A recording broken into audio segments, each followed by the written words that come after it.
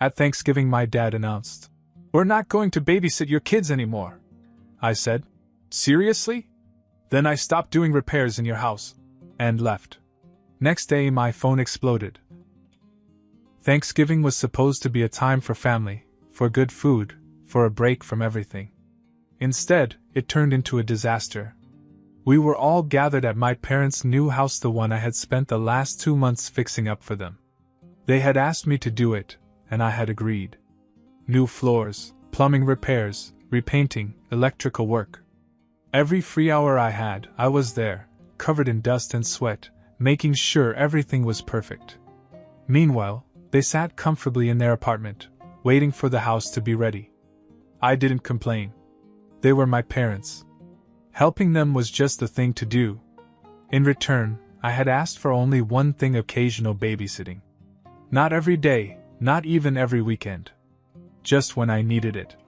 My wife had passed away a few years ago, and I was doing my best to raise my children on my own. But sometimes I needed help. I thought it made sense, and they had always agreed. Until that night. We were in the middle of dinner when my dad put down his fork and said, "We're not going to babysit your kids anymore." At first I thought he was joking. But his face was serious. The table went quiet. Then he continued. He said they were tired. That my children were too much. And then came the worst part: he compared them to my sister's children. He said how well behaved they were, how quiet, how easy. Unlike mine, apparently. I looked over at my sister. She didn't say a word. Just sitting there, smiling. Something inside me twisted. I had spent 2 months fixing up her house for free.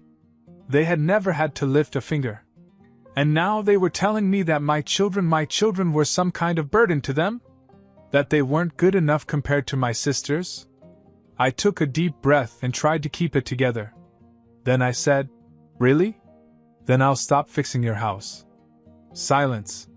My dad just stared at me as if I had slapped him. My mom jumped in and tried to smooth things over. She started talking about how I didn't understand how hard it was for them. How they had done so much for me. She made it sound like I was forcing them to do unpaid work, when in fact I had hardly asked them for anything. Before I could respond, some of our other relatives spoke up. They didn't like it. One of my aunts said it was ridiculous to talk about my children like that, especially in front of them. Another uncle pointed out how much I had already done for my parents, how I had basically saved them thousands of dollars in repairs. And my sister? Still silent. Just sitting there, soaking up the praise for her. Perfect. Kids. I stood up. "Thank you for a great Thanksgiving dinner," I said. "I'm really thankful for everything." Then I turned to my children and told them we were leaving. We grabbed our coats and walked to the car, leaving a table full of stunned faces. That night, my children asked me why their grandparents had said those things. Why they kept comparing them to their cousins. I sighed and rubbed my face. The world isn't always fair. And sometimes grandparents aren't the nicest people. They looked at me, waiting for something more. So I made sure to say the most important thing. "But I love you both more than anything." I went to bed exhausted. I had no regrets, but it still hurt. The next morning I woke up to 52 missed calls from my parents. When I saw 52 missed calls, my first thought was that something terrible had happened. My stomach sank. I immediately called my mom back, half expecting to hear about some kind of emergency. Instead, the second she picked up, she started talking as if I had personally set her house on fire. "John, you need to come over. Now." I frowned. "Why? What happened?" She dodged the question. Just kept insisting that I come over. My dad got on the phone too, his tone tense but controlled. "Just come, John. We need to talk." I wasn't stupid. I knew exactly what this was about.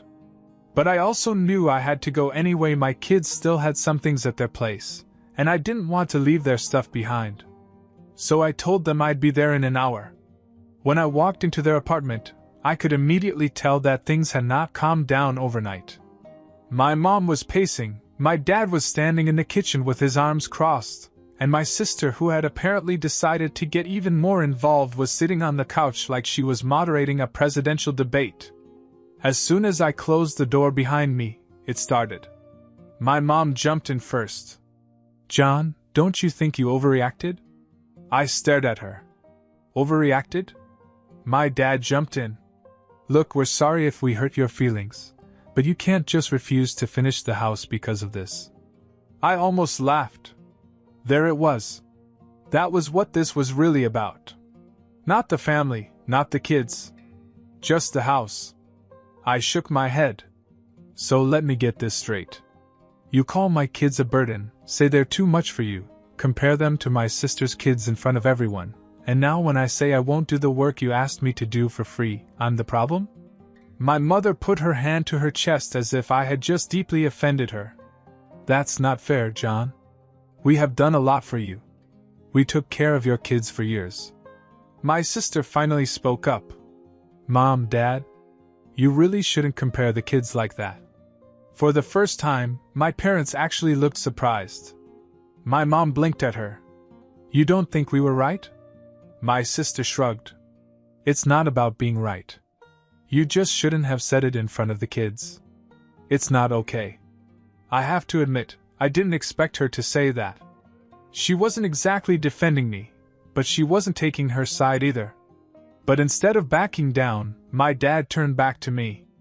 "John, we just want this to be over. You're not going to cut us off over something so small." I looked him dead in the eye. "Watch me."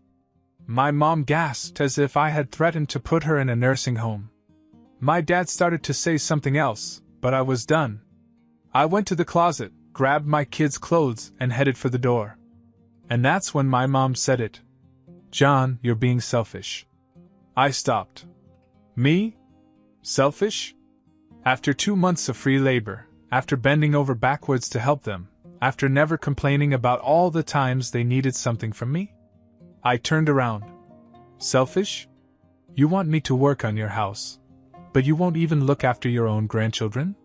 You want my time, my effort, my energy, but the second I need something, it's suddenly too much for you?" My mother opened her mouth to respond, but I was done. "You don't have to babysit anymore. But I don't have to fix your house either." Then I walked out. That was just the beginning. Things got worse over the next few weeks. First they tried to make me come back. Then they tried to guilt me. Then they begged. Because now they had a real problem. Hiring professionals would cost them a fortune. And the more I ignored them, the more desperate they became. But then just when I thought they couldn't get any more manipulative, something else happened. And it changed everything. For the first few days after that fight, I ignored their calls. They texted. I ignored those too. Then came the guilt tripping. First, my mom tried the classic. "We're getting old, John. We won't be around forever" speech. Then my dad sent me a long message about family loyalty, and how I was being unreasonable over a small misunderstanding. Meanwhile, my sister stayed mostly quiet. I figured she was trying to stay out of it, but at least she had spoken up a little during the argument. Then, about a week after Thanksgiving, I got a message from my dad that actually made me laugh. "John, we forgive you. Can you come finish the house this weekend?" "Forgive me?" I didn't even reply. That's when they shifted strategies. At first, they tried bribing me. My mom called and said they'd start babysitting again if I finished the house. I told her no. Then my dad texted me that they'd consider helping with the kids if I came over to talk things out. I told him no. Then they sent my sister to try. She called me one night and started with small talk, asking about the kids.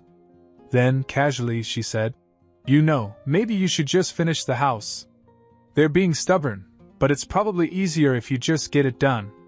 I laughed. "So I do free labor, and in return, they insult my kids. And you think I'm the one who should back down?" She hesitated. "I mean, it's their house, John. They're just stuck in their ways. You know how they are." "I do. That's why I'm not doing it." She sighed. "Look, I get it, okay? But they're never going to admit they were wrong. They're our parents. That hit me. She knew they were wrong. She wasn't even trying to deny it. But she also knew they would never say it out loud. I told her I had to go and hung up. That night, I thought about everything. About how for years I had been doing things for them without asking for anything in return. About how they had never once shown me real appreciation. How they acted like it was my duty to help them but an inconvenience to help me. And I decided I was done. Completely. That was the night I blocked their numbers. 2 days later, my sister showed up at my apartment. Unannounced. I opened the door and saw her standing there, looking uncomfortable. "We need to talk," she said. I let her in. She sat down at my kitchen table and just stared at me for a minute. Then she sighed. "They called a contractor." That surprised me. "Good. So they finally got someone to do it?" She winced. "Yeah, but there's a problem." I waited. "They got scammed." I blinked. "What?" She nodded. "Dad hired some guy off Facebook because he was cheaper than a real company. Paid him up front. And now he's gone. Took the money and disappeared." I couldn't help it. I laughed. My sister gave me a look. "John, they lost $10,000. I stopped laughing. 10 grand? Wait, where did they even get that much money? "They borrowed some of it," she said. "From family." That part caught me off guard. "Who?" She hesitated. Then she said, "Uncle Mark. Aunt Linda. Even Grandma." I sat back. They had borrowed from multiple people just to avoid admitting they needed me. And now they were $10,000 in the hole with a half-finished house. I shook my head. "That's not my problem." My sister nodded slowly. "I know. And I told them that." That made me pause. "You what?" She sighed. "I told them they should have just apologized to you. That they did this to themselves." For the first time in this whole mess, I felt something shift. My sister, their favorite, their golden child, had actually stood up for me. She leaned forward. "John, they're desperate. They want you to come back. They're still being stubborn, but they know they messed up." I crossed my arms. "And?" She shrugged. "And I think you should make them beg." Hearing my sister say that threw me off. She had always been the favorite, the one they praised, the one they defended. And now, she was telling me to make them beg? I raised an eyebrow. "You really think they'll do that?" She gave me a half-smile. "They don't have a choice." For the first time in forever, I felt like I had the upper hand. I leaned back in my chair. "So what exactly do they want from me?" She sighed. "They want you to come over and talk." I laughed. "Yeah, I've heard that before." She nodded. "I know. But this time, they're not in control. You are." And she was right. I didn't go that day. I didn't go the next day either. I let them sit in their mess. Let them sweat. A few days later, my mom broke. She sent a long, rambling text, half apology, half excuse. She admitted that maybe they were unfair, that maybe they shouldn't have said what they said. But the funniest part? "We should have handled things differently, but you also overreacted." I actually laughed when I read it. Even when they were desperate, they still had to throw in some blame. I ignored the message. Then my dad tried. His was shorter. "John, we need you. Come back and finish the house. We'll figure everything else out later." No apology. Just "we need you." Ignored. The next night, my sister called me. "Okay," she said. "I think they're actually breaking this time." "What happened?" "They told me to tell you they're sorry." I blinked. "Wait. They actually said that?" She hesitated. "Well, they told me to tell you. Not in those exact words, but..." I sighed. "Close enough." Then she said something that surprised me. "They asked me if I thought you'd ever speak to them again." That made me pause. For the first time, I realized they were actually scared. They weren't just worried about the house. They were worried they had pushed me too far. And honestly, they had. I agreed to meet them. Not because I wanted to, but because I wanted to hear it from them. I told my sister I'd come over, but on my terms. When I walked into their apartment, they looked different. Less sure of themselves. More nervous. My mom had been crying. My dad looked exhausted. I sat down, crossed my arms, and waited. Finally, my dad sighed. "We messed up, John." That was the closest to an actual apology I was going to get. He went on about how they didn't mean to hurt me, that they were frustrated, tired, stressed. That the house had become overwhelming. That they said things they shouldn't have. Then my mom finally spoke. Her voice was quiet. "We love you. And we love the kids." And for the first time, I believed her. I let them sit in the silence for a moment. Then I said, "I'm not finishing your house." My mom gasped like I had slapped her. My dad tensed. "John!" I cut him off. "You had 2 months of free labor from me. You had help whenever you needed it. And the one thing I asked for in return was too much for you. Now I'm done. I'm not angry anymore. But I'm not fixing your house." Silence. My mom looked like she wanted to argue, but she didn't. My dad looked at the table. "My sister?" She just watched. Then I stood up. "But I'm willing to move forward. If you stop treating me like I owe you something. If you stop treating my kids like they're less than my sisters. And if you understand that from now on, if I help you, it's because I want to. Not because you expect it." They nodded. Because they had no other choice. I left that day knowing I had won. And for the first time in a long time, I felt free. After that meeting, things weren't magically fixed. My parents weren't suddenly better people, and I wasn't naive enough to think they wouldn't try to push boundaries again. But something had changed. They knew now that I wasn't going to be their handyman, their backup plan, their safety net. They knew I was ready to walk away. And that scared them. For a few weeks it was quiet. No unnecessary phone calls. No guilt trips. Just silence. It was almost peaceful. Then one afternoon, I got a text from my mom. "Can we take the kids this weekend? We miss them." I stared at the text for a while. This was the same woman who had called her a burden. The same one who had compared them to my sister's children in front of them. Now she suddenly missed them? I wanted to ignore it. But I thought of my children. So I asked her, "Do you want to go?" They hesitated. My youngest, Ben, looked uncertain. My oldest, Emily, crossed her arms. "Are they going to be weird again?" I was honest. "Maybe." They thought about it. Then Emily shrugged. "I guess we can go." So I sent a quick reply. "Sure.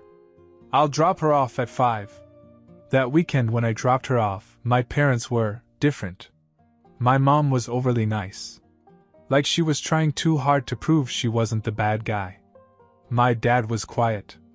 I stayed for a few minutes, just long enough to make sure my kids were comfortable.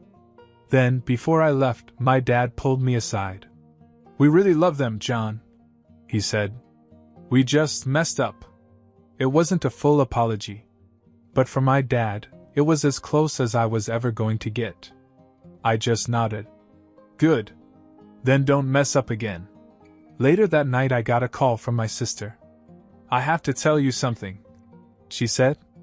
I could hear in her voice that it was serious. "What is it?" She sighed. "Mom told me something the other day. About why she stopped babysitting." I sat up. "Because they were tired, right?" She hesitated. Then she said, "No. That wasn't it. At least, not the whole reason." I frowned. "What was it then?" She took a deep breath. "You were jealous, John." I blinked. "Jealous? Of what?" She hesitated. "Of you? Of how much the family stood by you at Thanksgiving. Of how close you are with your children. About how you became the center of attention when they're used to it being me." That completely threw me. "That doesn't even make sense." "It does to them." she said. You felt like you lost control.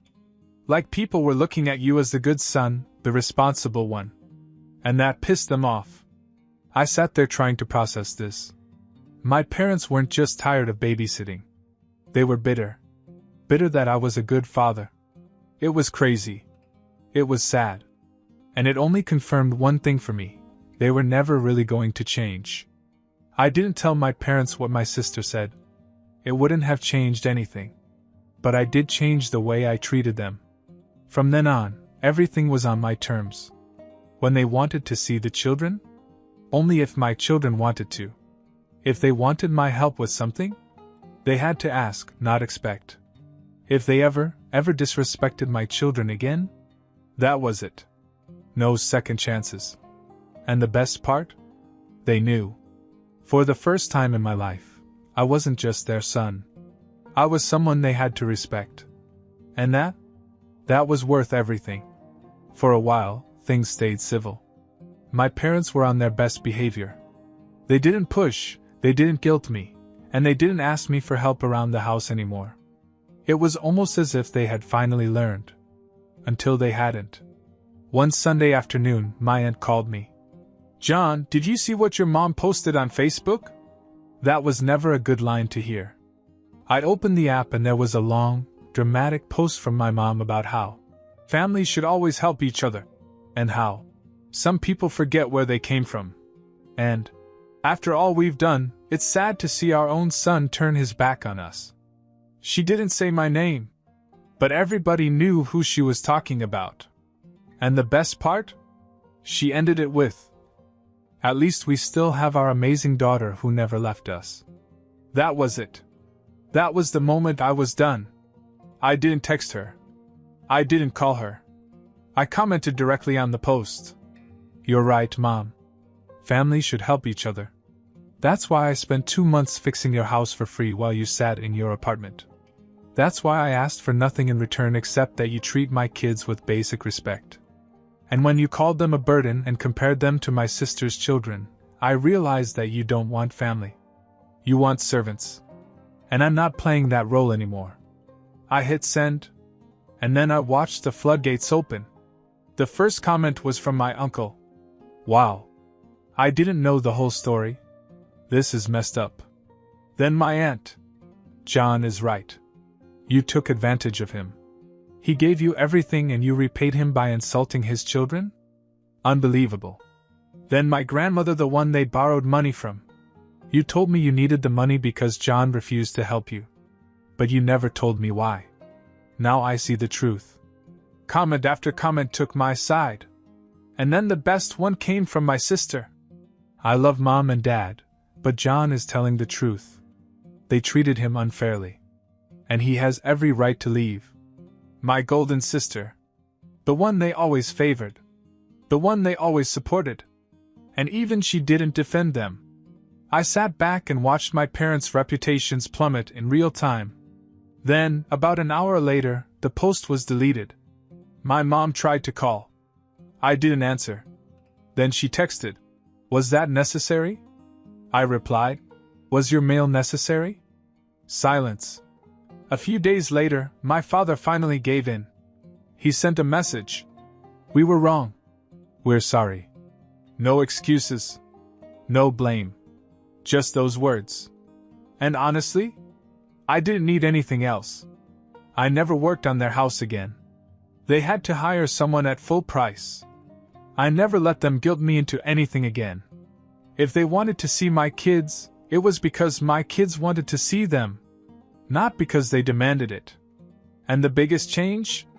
They never, ever compared my kids to my sister's kids again. Because they knew if they did, it would be the last time they ever saw her. I had put them in their place. And for the first time, they got it. I had won.